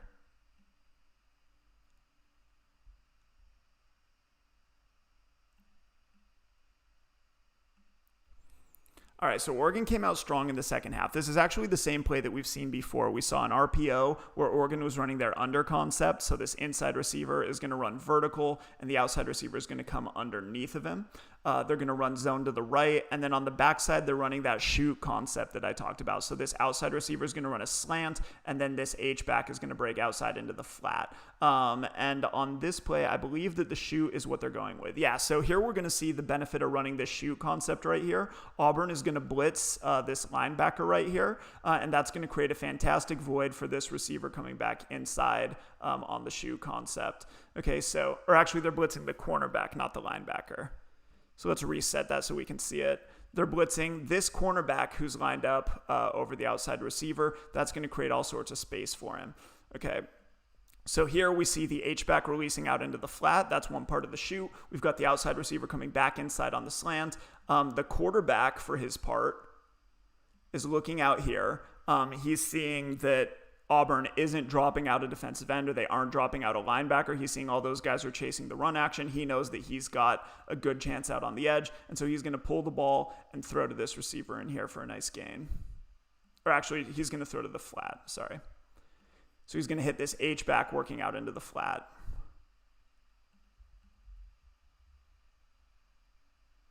Okay, so that's that shoot concept on the backside of this RPO. I mentioned that Oregon was going to run this a ton of times. That was kind of the identity that they wanted to establish in this game. Here we see the passing component of that working to attack a blitz, attack the space vacated by that cornerback when he brings pressure. Good read by the quarterback there. Okay, and so this sets up what's going to be the Ducks' third touchdown drive. We're going to look at a couple plays here to see how they move the ball down the field. So let's go just a little bit further ahead to 11:31. Here we go. Okay. So this starts to set the tone for the second half. We're going to see what this is going to be the kind of play that Oregon did the best with when they were successful, and it's going to be the kind of play that when Auburn could effectively defend it, they could really shut down the Ducks' drive. So this is going to be a roll to the right. So let's check that out right here. Herbert's going to roll to the right. And then what they're doing is they're trying to set up one of those picks I've been talking about up here at the top of the screen. So Auburn seems to be in cover one. They got a free safety playing in the deep middle of the field. They've got man defenders lined up over these two receivers. And so what the Ducks want to do is they want to take this outside receiver, push him vertical, and use that to create traffic for this inside defender. They want to create traffic for him, and then they want to take this inside receiver and run him out away from that guy. So let's run this forward a little bit. So there's the traffic. There's the outside receiver releasing vertical. That's the pile that this defender has to run around. When his receiver breaks out and short, he's not going to be able to get there. Herbert's going to be able to pick up the first down. So that was what the Ducks wanted to do in this second half. We've seen that when Auburn played zone, the Ducks were able to pick up some big plays in the passing game. Auburn increasingly played more and more man, and as they did so, the Ducks started to rely more and more on these screens, relying on creating these little picks or rubs to get open against this man coverage. So this is going to be a real key to the second half of the game right here. Is exactly this kind of play. So that helped the Ducks keep this drive alive, and that brings us to their last touchdown not much later. So we're going to scroll ahead now to 9:30. All right. Let me remind myself. Okay, yeah. So this is going to be a play. It doesn't fit in with the themes that we've talked about so far, but it's a cool and important play, and we're actually going to see it both from Auburn and Oregon doing the same kind of thing. So Oregon right here, they've gotten the ball down into the red zone. They're at the 6, and as we've seen, when the Ducks get down here, Auburn's going to play a lot of cover 0 because they don't have to worry about getting beat by the deep ball anymore. And so in cover 0, this is a man coverage. It puts everybody in the box. It only pulls guys out of the box if they're absolutely necessary in coverage. So we see here the Ducks have one receiver split out at the bottom of the screen. Auburn's going to man up on him with one defender. They're not going to put anybody else over the top of that. Up here, the Ducks have 2 receivers. Auburn's going to get their cornerback and a safety over the top of them, but they're not going to put anybody else over the top of that. This is just straight up even numbers outside on the edge. And so the way that teams can take advantage of this, and what the Ducks are going to do on this play is they're going to use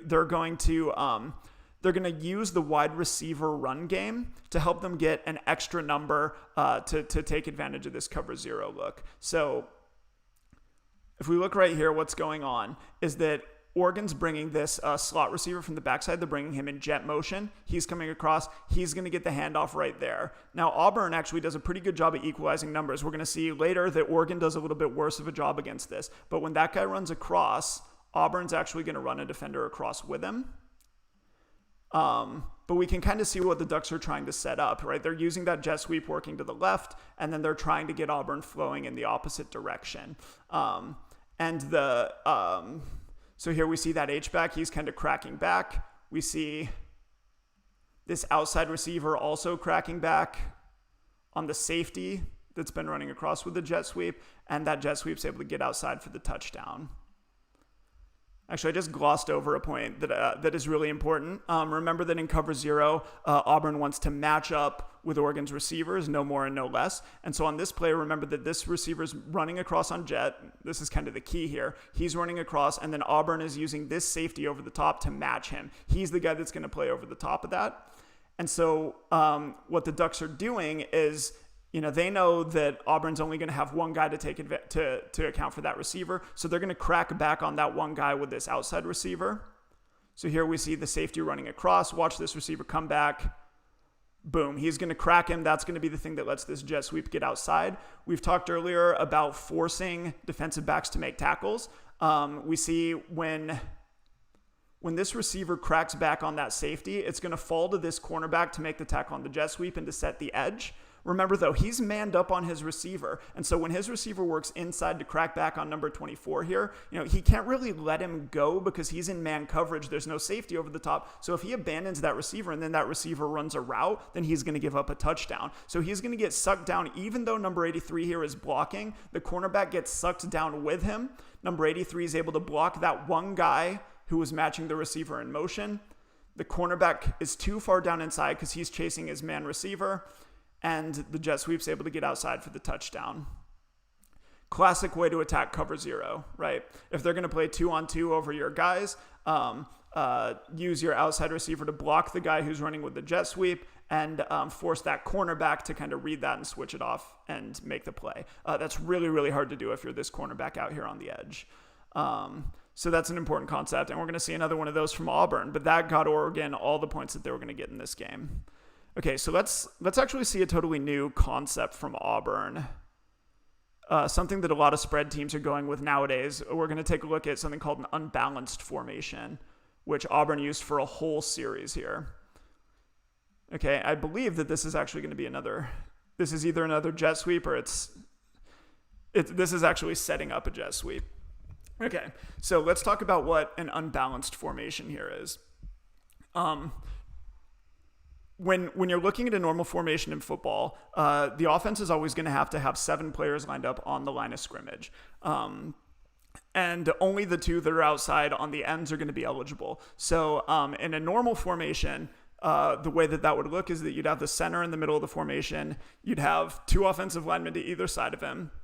And then you would have a receiver on the line to each side. What we're seeing here is that the reason that this is unbalanced is if you look at the center here in the middle of the formation, you've got 2 offensive linemen outside of him, the left guard and the left tackle, and then there's no receiver on the line of scrimmage outside of them. Instead, what Auburn's doing is they're putting 2 receivers on the line down to the bottom of the screen. So they've got a tight end right here on the line of scrimmage, and then the receiver lined up outside of him is also on the line of scrimmage. So when you look at the center, there are only 2 players on the line of scrimmage to the left of him, and there are 4 players on the line of scrimmage to the right of him, making this an unbalanced formation. So the question is, why would you do that? Why would you have this receiver up here at the top of the screen? Why would you have him play off the line of scrimmage instead of putting him on the line of scrimmage in a balanced formation? And the reason that lots of teams will do that is because they want to go unbalanced so that they can use that receiver coming from the other side of the field, either as a blocker or a ball carrier. So here we see that they're pulling that guy off the line because they want to put him in jet motion and bring him across the formation.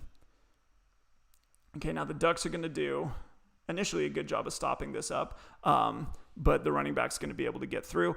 This is a power play to the right. Oregon takes away the play side really, really well. They create a pile. They've got lots of defenders here, but the running back's going to kind of dance and jump backside, escape the pile. He did that a couple times in this game, which is really frustrating for the Duck defense, I'm sure. But the key is unbalanced formation, bringing this receiver in jet motion, and then they're going to build an entire sequence off of this.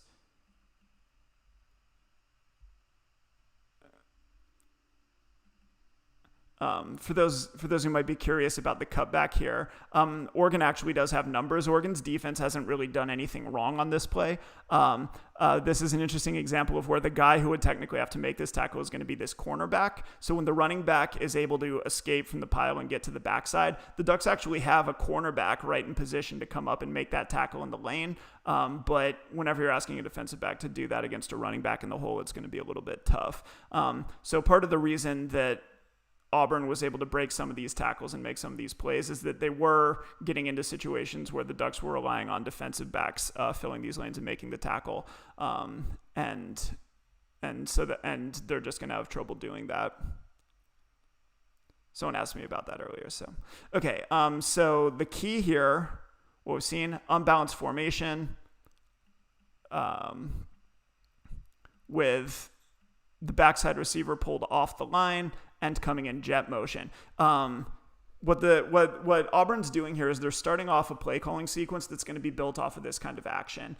So let's go now and check out 449, the very next play. Okay, so Auburn picks up that first down. Let's go ahead a little bit more.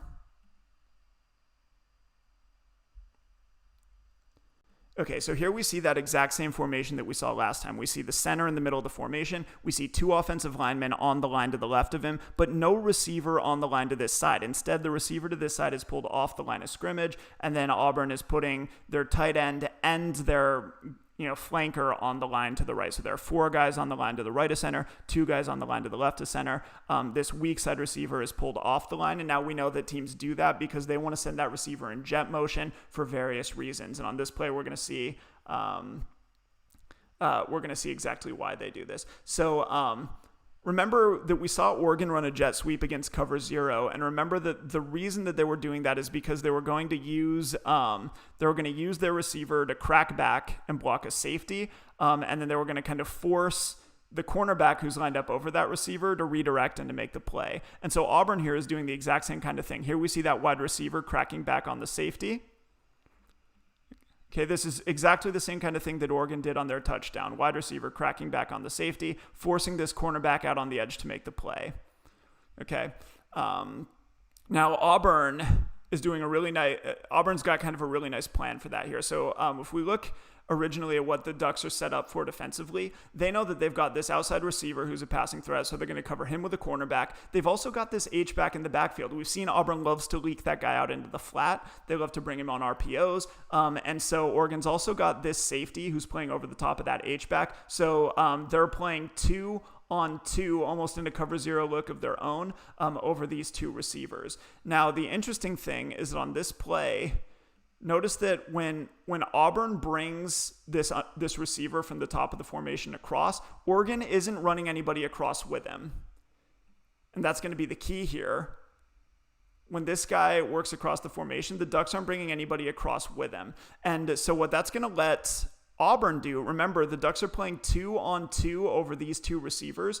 When Auburn's able to bring this receiver in jet motion to that side of the field and the Ducks don't replace him, then they're going to get stuck. They're just going to be straight up outnumbered. So this receiver is going to crack back on the safety right there. We're going to see this H-back releasing out to block the cornerback, and that's going to open up a nice lane for that receiver on the jet motion. Okay, so this is something that showed up for both teams. Now, so the question is, why didn't Oregon run anybody across with this guy? Well, remember that on the last play, we saw that Auburn was running power off of this. Their running back ended up getting this nice gain, cutting back to the backside. And so here, keep an eye on that running back. That running back is faking run action to the left. Right, and this is going to hold the Duck defense. We see a defensive lineman right here going after the running back. We see these linebackers sitting, which allows them to get sealed off inside. So the reason that the Ducks aren't able to add anybody out to take advantage of that play is because this all gets set up by the run play previously by the running back. When the running back is a threat to get yards out of this formation, and when Auburn's used him to run that kind of thing out of this formation, that's going to hold the Ducks defenders inside in the box, and that's going to let them get this 2-on-2 blocking matchup over the secondary on the edge. When Auburn introduces this jet motion as an extra receiver, Oregon's not going to have anybody for him, and this is going to end up being a huge gain outside on the edge. So a really nice job of balancing the run game and the jet sweep game out of the same formation back to back. That's going to be really hard to defend if you're a defender, if you're a Duck defender here. All right. So now Auburn is going to start getting some things going. Once again, though, a lot of this is about the Ducks shooting themselves in the foot. I will say, as I watched this game, I'm not surprised that Oregon closed the season as strongly as they did. Auburn ended up being ranked certainly at least in the top 20 by the end of the season. The Ducks beat Wisconsin, they beat Utah, and I think you can make an argument that if they were a little bit crisper in this game, they would have beaten Auburn too. That would have been 3 top 20 victories, and I think it was easily within their reach. But here we're going to see another example of them kind of shooting themselves in the foot, and this is absolutely a killer. So Auburn just had that huge gain off the jet sweep. Out of that unbalanced look. And here they're in the exact same formation once again. They're unbalanced again. We see here's the center in the middle, 2 offensive linemen on the line to the left. Receiver to that side's pulled off the line, although here he's lined up way wide, so it's a different kind of deal. They've got their tight end and a flanker on the line to the right side, putting them in that unbalanced look. They're hitting Oregon with this immediately after that long gain, and the Ducks are running a guy off the field up here at the top of the screen. When this ball snapped, they actually don't have a defender lined up over this receiver. So this is what I mean when I say that the Ducks shot themselves in the foot a lot. Quarterback's just going to throw it out to him. A defender's going to try to recover and get to him, but he's not going to succeed, and that receiver's going to walk into the end zone. And now the thing that's really frustrating about this play, though, okay, so we look right here. The Ducks aren't covering that receiver out there, which is kind of worrisome enough. But the thing that's really troubling is that guy who's running off the field is actually the 11th defender, right? So the Ducks have 1, 2, 3, 4, 5, 6, 7, 8, 9, 10. So when this ball's snapped, they only have 10 guys on the field, and none of them are lined up over that guy outside on the edge. So, I mean, this isn't a scheme thing. It's kind of an execution thing, but really this is a mental mistake. They're getting beat with tempo after a long gain, and this kind of starts Auburn on their rally. And gets them into the end zone for the first time in this game. So now we've seen 2 touchdowns that could have been. We've seen an Auburn touchdown that shouldn't have been, and that's kind of a 21-point swing. Breaking down Oregon, it's a very solid program right now. All right, let's go to 2:42 in the third.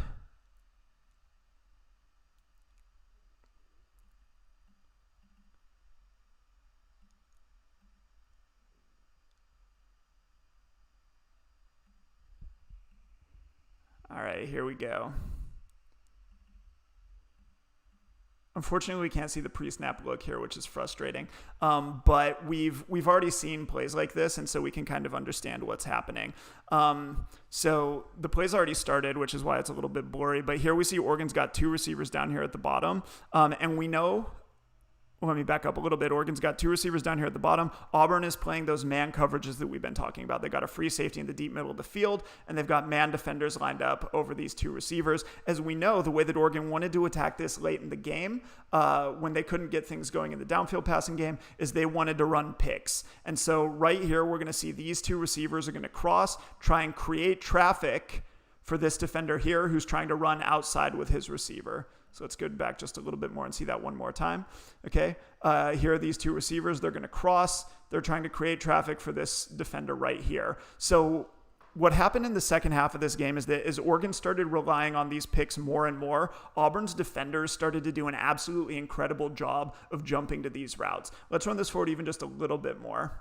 Okay, here we see the quarterback thinking that he's got the pick. He's seen the traffic. He thinks he's got this guy breaking outside. But look at the jump that this defender's been able to get on this ball, even though he had to run through a little bit of traffic. The ball's going to bring the receiver back toward the line of scrimmage a little bit. He's going to have to reach back toward the line of scrimmage to make the catch. But that defender is going to get right there and be all over it. And he's going to make that tackle short of the sticks to stop it. So Oregon was able to get completions late on the game on these kind of picks, but this defender up here, guys in that position, were able to jump these routes incredibly well. And so they were going to force Oregon to go down the field 3 yards at a time, 4 yards at a time. They might be able to get a short reception on these picks, but Auburn's defenders were able to stop them almost immediately. And it's ultimately almost impossible to go down the field throwing these kind of routes. And so this is what a lot of the second half looked like, was Oregon throwing these short underneath things, Auburn playing man coverage over the top, doing a really nice job of avoiding pressure, breaking on these throws, and making the tackles before they could go anywhere. All right. So that's kind of the story of the game for Oregon's offense. That's why they weren't really able to go anywhere. Auburn, the last part of the game was all about Auburn, and there were a lot of really cool schematic reasons for that, a lot of which we've kind of introduced already. So let's take a look at 12-12 and see what the Tigers were able to do to get their offense going here at the end of the game.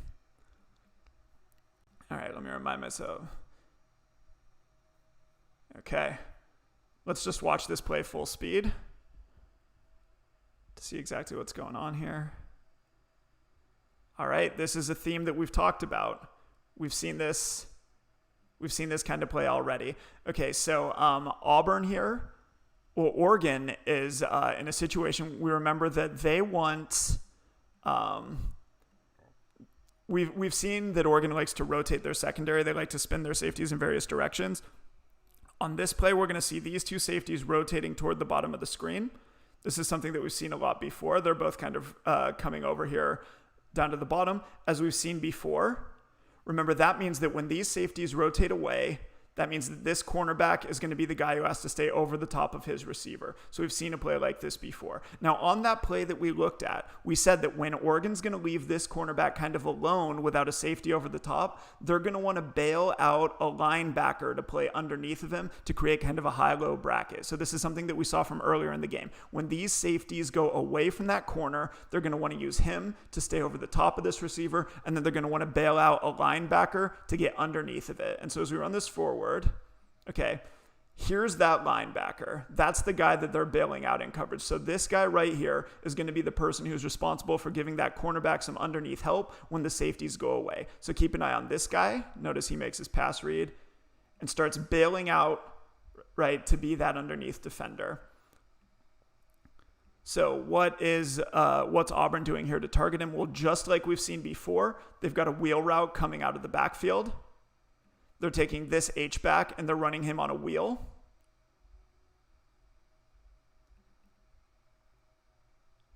Okay. And so the reason that this play works, previously when we looked at the play before where we saw this coverage, we saw that Oregon was able to play 2-on-1 over this receiver out here with the cornerback playing deep, the linebacker playing underneath. And so what Auburn's going to do to take advantage of that is that they're going to say, okay, if you're going to use this linebacker in underneath coverage, we're going to force that guy to cover. Okay, if you're going to roll your safeties away and rely on that linebacker to pick up the slack, we're going to force that guy to cover. And so what this play is really all about, it's about that linebacker widening out, right, and being forced to run with that H-back down the sidelines. Here we see he's outflanked. He's got a step behind him. Auburn's able to pick up the big completion there. So this is yet another way that Auburn is able to force Oregon to rotate their secondary toward one side of the formation and then use their passing game to come back to the other side. Here they're doing it to target this linebacker because they know that he's going to be the guy responsible for picking up the underneath coverage when the safeties roll away. So really smart. As I said, Auburn, their bread and butter is the RPO game. It's all the zone read stuff. But the thing that really makes this offense work is all of these passing concepts on the backside or coming off of those plays that they can use to punish defenses for the things that they're doing to try and stop the RPO. So Auburn really was able to get that going right here. This is a 2nd and 13. They're going to pick up the first down and then some with this H-back coming out of the backfield targeting this linebacker. Let's watch that one more time. All right. There we go. Okay, so that started moving him down the field. Let's go ahead a little bit more to 11:29. See what they were doing right here in crunch time with the game on the line. All right.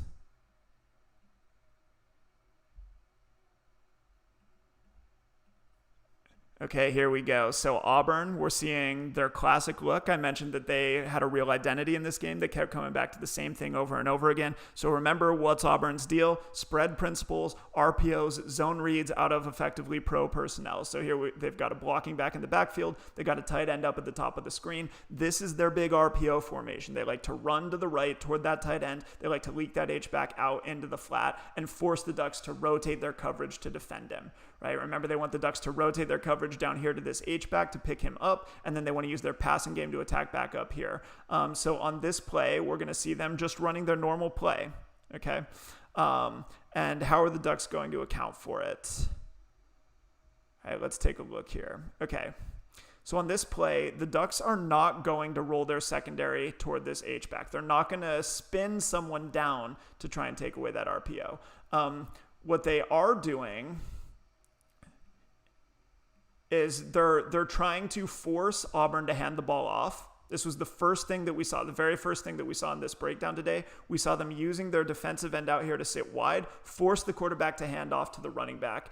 Don't let them get out to that H-back in the first place. And so on this play, the Ducks are doing that. They're forcing the quarterback to hand off, and then they're bringing a cornerback blitz off of the edge. So they're using this cornerback, who we've often seen them put outside the tight end. They're using him as a 7th defender against the run. This is a strategy we've seen the Ducks use as early as the first play that we looked at here. So here's that cornerback. Okay, he's attacking. The tight end is going to kick him out.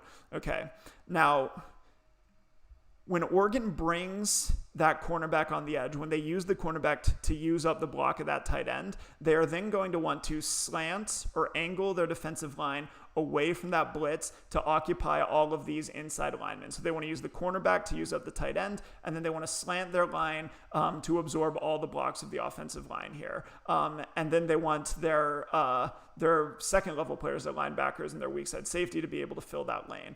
So we can see that right here. This defensive end for the Ducks, let's go back and look at the pre-snap. Keep an eye on this stand-up. That's probably a linebacker for them, but he's kind of playing as a stand-up end. Notice that he is going to jump down inside as the run attacks him. Okay, so he jumps down inside of that right tackle. We've got the cornerback blitzing off the edge, and what that's going to do is that's going to create this lane that the running back's going to exploit. So what the Ducks are doing here, they're bringing the cornerback on the edge to use up the tight end, and then they are slanting their line to use up all the blocks of the offensive linemen because they want to free up their linebackers and their safety to make tackles unblocked in the lane. So cornerback gets kicked out, right tackle comes down on that stand-up end, and we see right here that the strategies worked pretty well. They've got this linebacker who is currently unblocked. They've also got this weak side safety playing over the top of that blitzing cornerback off the edge. Auburn's running back is going to see the pile that's created by the slants, and he's going to recognize that when the defensive line slants down to the inside, that's going to open up things on the outside. This right tackle's got leverage on the stand-up end, on that linebacker, so the running back is going to hit that lane. All right, this works as the Ducks want it to. They've got this safety. He's unblocked, filling that lane on the edge. But here, he's just going to take a bad angle. He's not going to miss the tackle. He's not even going to be in position to make the tackle until the ball's already however many yards down the field. Okay, so here the Ducks are getting caught trying to use their cornerback and this safety to introduce extra numbers in the run game. They're going to force that safety to tackle unblocked in the hole, but he's going to take a bad angle, and the running back's going to beat him outside for a huge gain. Okay, so once again, what the Ducks struggle with, this same RPO. It showed up in different ways. It could be this H-back leaking out into the flat. It could be this running back on the run to the right. The Ducks struggled to balance their defense to both sides of the formation in order to take both of those things away. And as they adjusted, Auburn was able to find ways to take advantage of those adjustments. Really nice job by Malzahn and Auburn's offensive coordinator. Okay, that's going to bring us, so Auburn is going to get a touchdown there. I think it was after that long gain, they just punched in a short run on the goal line, so there's nothing too interesting that we need to talk about there, but that made the game 21-20, and that set up the last drive of the game. So we're going to go all the way to the end now to 40 seconds left in the fourth quarter.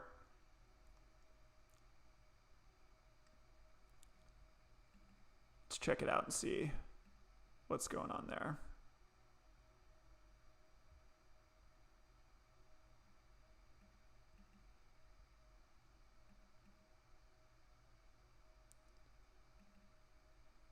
Okay, here we go. This is the player we're looking for.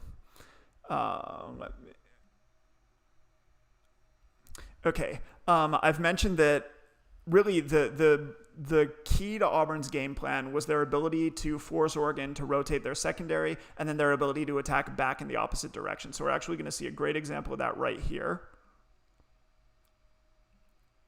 Okay, so here we're going to see the Ducks running their kind of classic cloud corner up here at the top of the screen. They're going to squat this guy in the flat, and then they're going to bring this safety over the top of anything vertical by that guy's receiver. So remember, they want to use this cornerback in the flat as an extra defender, and then they want to bring that safety over the top of him. So here Auburn is going to show, a very nice way to attack that. Oregon knows that because they have that cornerback in the flat, he's going to be kind of their outside defender. So they're not putting anybody else outside on the edge here because they've got that cornerback there. And so what's going to happen is they're just going to take that slot receiver. We'll go back to the pre-snap. They're just going to take this slot receiver and run him on a little out. He's just going to stop. He's not going to get all the way out to that cornerback. But really, this outside receiver is going to do a very nice job of playing physically on that cornerback and getting kind of a body on him. And that's going to create just kind of a little bit, enough of a pick or enough interference on that cornerback that he's not going to be able to play his role in the flat playing outside. He's not going to be able to pick up that slot receiver as he breaks back outside. So just another way that Auburn was able to find ways to attack what Oregon was doing in coverage, here attacking that cloud cornerback by preventing him from doing his job sitting outside in the flat. And then that guy's able to split defenders and get extra yards after the catch. Okay, so that's going to be the thing that kind of starts moving him down. By now, Auburn knows what Oregon's doing in coverage, and they're starting to find more and more ways that they can take advantage of it. So that brings us to 25 seconds in the fourth. If you're a Duck fan, I'm sorry.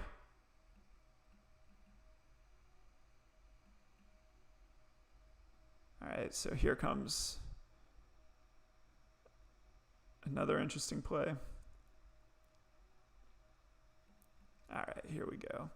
Let me check my notes here. Okay, cool. Oh, that's right. They called there were timeouts and all sorts of things that broke this up. Okay. Sorry, let me find the start of this. Here we go. That's what we're looking for. All right, so let's watch this live just so that we can kind of set the scene. All right, so this is a play where the Ducks did a very nice job of limiting Auburn's passing game. And unfortunately for the Ducks, this is going to set up the game-winning touchdown. So this is a good play that sets up a bad play. So let's see why the Ducks were able to take this play away. Here, once again, they're going to keep this cornerback in the flat. They're going to play him underneath. They're going to bring a safety over the top of him. We've seen this is something that they've been doing all game. Okay. Now on this play, that's going to work absolutely flawlessly because Auburn is sending this outside receiver vertical. Okay. As he runs down the field and the quarterback tries to target him, we see there's the cornerback here who is playing pretty physically on him, it looks like. But he can play that aggressively because he knows that he's got a safety over the top. So Oregon's really playing this kind of high-low bracket with the cornerback and the safety on that guy. There's not going to be a lot of room for him to catch the ball here. Okay, so classic example of what the Ducks are trying to do with the cornerback in the flat, getting that kind of high-low bracket with the safety over the top of him. Okay, so nice play, brings up 3rd and 10. At this point, you got to be feeling pretty good if you're a Ducks fan. Okay. We're going to watch 2 more passing plays that both kind of take advantage now of what the Ducks were trying to do. Okay, so keep that last play in mind, not for this play, but for the game-winning touchdown, which will be next. So the question now is, how did Auburn get out of this 3rd and 10 situation that just got set up by the Ducks playing with that high-low bracket? Okay, let's remember the kind of major themes that have come up in this video. On this play, we're going to see Oregon rotating their coverage over toward the strong side. We've seen that before. And as we know, Auburn likes to then attack back away from that secondary rotation to take advantage of any adjustments that the Ducks might be making. Here we see a very clear look where Oregon's trying to use their cornerback to play over the top and take away anything that's vertical. As we know, when they do that, when that cornerback bails out and plays deep, then Oregon's then going to be dropping either a stand-up end or a linebacker underneath of him to create that high-low bracket. Even as the safeties are rotating away, they can get that high-low bracket with a corner over the top and a linebacker coming underneath. We've seen that work out for them pretty well on some plays before. Okay, so here, it's kind of blurry, but the cornerback's bailing out over the top. We've seen this coverage before. Now, the way that Auburn is attacking this and what they're doing to take advantage of this is that they are... Let me remind myself of exactly what's going on here. Auburn is... What they're doing is they're using a receiver coming out of the backfield to control the guy who's supposed to be dropping underneath. There we go. That's right. That's what's going on in this play. So on this play, the guy who's dropping to the flat to give that cornerback underneath help is going to be this stand-up defensive end. Okay, that's going to be the guy who's dropping underneath. So the idea is that the cornerback can stay over the top of this receiver, and this stand-up end or linebacker can drop underneath of him into the inside. So the way that Auburn is attacking this is that they are going to not just release one receiver, they're also going to release an H-back out of the backfield. We've seen them do this before. And the whole point of this H-back, the whole point of what he's doing is it's his job to control that underneath dropper, that guy who's supposed to give the cornerback help underneath. They want this H-back to control him. So what we want to keep an eye on here is watch as this H-back releases. Watch how this dropping backer reacts to him. Okay, so there the H-back is releasing out of the backfield. Notice that that underneath dropper, okay, has a hand on him, and he's going to widen with him to the flat. Okay, if that H-back wouldn't have been coming out of here, then that stand-up end or backer wouldn't have had anyone attacking him. He would have been able to drop out. He would have been able to complete a high-low bracket on this outside receiver. He would have been underneath. The cornerback would have been over the top. But when this H-back releases out and threatens him, all of a sudden he has to run with that H-back. So we would say that Auburn is controlling that curl flat defender underneath. They're using a second receiver to hold him and prevent him from creating a bracket with the cornerback deep. Okay, so what does that mean? What's that going to do? Well, when that underneath dropper has to sit with the H-back coming out of the backfield, that isolates this cornerback on his receiver. Remember, the cornerback's job is to stay over the top. He's got his safeties rotating away from him. There's no safety over the top. So he has to stay over the top, and here we see him bailing out. Okay, but he is isolated at this point on that receiver because he doesn't have a defender dropping underneath of him, because his defender is getting controlled by the H-back. And so what Auburn's going to do to target that is that they're just using that receiver. He does a very nice job to push vertical. He gets that cornerback to bail out, and then he attacks back outside to the sidelines. Okay, so this is a great look. It's not super blurry. Here's the cornerback, number 6. He was the guy that was playing over the top. Look at all the separation that he's got, right? He expected that underneath help, so he was bailing deep to stay over the top, and that's going to allow him to be underneath and back to the outside. Once again, though, this doesn't happen. This guy is not open. If this linebacker or stand-up end is able to drop underneath of him in a bracket like we've been talking about, then this completion doesn't happen. The thing that opens up this completion is the H-back controlling that guy out of the backfield, isolating the cornerback on this sail route, and freeing up that space underneath into the sidelines for the receiver to pick up this first down on 3rd and 10, ultimately setting up Auburn's game-winning touchdown. So just another really nice way that Auburn was able to use their weak side passing game to open things up, especially as Oregon was rotating their coverage to the strong side, or to the passing strength, we could say. Okay. And that brings us to 16 seconds left in the fourth. All right.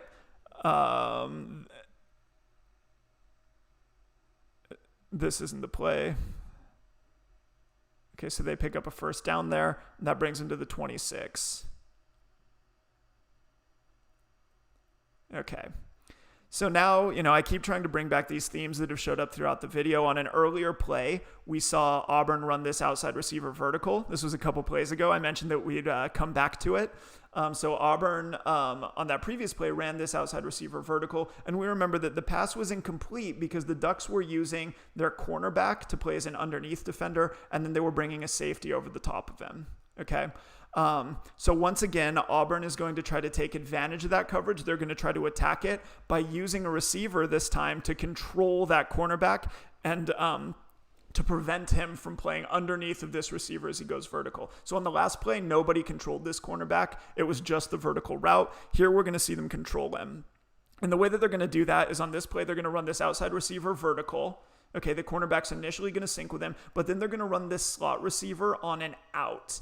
Okay, now the cornerback here, we know that Oregon likes to leave that guy in underneath coverage. When he sees this guy attacking his underneath zone to the outside, he's going to have to sit on that and he's going to have to cover it. So the corner is going to sync with the outside receiver until he sees the out by this slot guy, and then he's going to have to jump the slot. And what that's going to do is it's going to isolate this outside receiver on the safety that's playing over the top. There's no longer going to be a high-low bracket because the cornerback's going to be controlled. So let's keep an eye on this slot receiver. Let's watch him break out toward the sidelines. Okay, here we go. So here comes the out, right? Here comes the out from the slot. And as we've seen, Oregon doesn't have anybody else outside of him because they know that they have this cornerback squatting in the flat. So they don't put anyone else outside of him. They're counting on the cornerback to make the play. That route is going to control that cornerback and hold him shallow. Okay. I don't know if we're going to get a good look at it. So here, right at the yellow first down line, you can see the cornerback. Right, the ball's in the air, so he's bailing out now, but he has not continued to run with that outside receiver vertical. Okay, I wish we had a better angle on it. There you can see the cornerback actually really well. The ball's in the air, so he's starting to leave that out because the ball's already in the air, but he hasn't been able to continue running deep with that receiver. That isolates the receiver on the safety, and he's able to go up and make the physical grab for the touchdown. Would this have happened if there weren't an out route coming from the slot? I think almost certainly not. If this out route wouldn't have threatened, then the cornerback just would have dropped with that receiver and the Ducks would have been 2-on-1. Safety could have stayed over the top. Cornerback could have undercut any throw, just like we saw in an earlier play. But when Auburn's able to use their slot receiver to control that guy and hold him shallow, it isolates this outside receiver on the safety, and he's able to go up and make the physical grab for the touchdown. So if you're a Ducks fan, that's heartbreak. If you're a scheme fan, at least it's a little bit interesting. But that's how the game went. That's what happened to it. All right, I think that is it for today. Thanks to those of you who've been popping in here and there. I'm probably going to clean up this presentation and maybe break it up into shorter videos that tie some of the themes together. So if there's anything that you want to revisit, be on the lookout for that stuff. But yeah, that's Oregon Auburn 2019. And I'll be back here next week, Saturday at 1, and hopefully I'll see some of you then. I might do Cal Washington. I might do the Cal Washington game, which was a pretty exciting early Pac-12 game. So yeah, I'll be back here next Saturday at 1, and I hope to see you all there.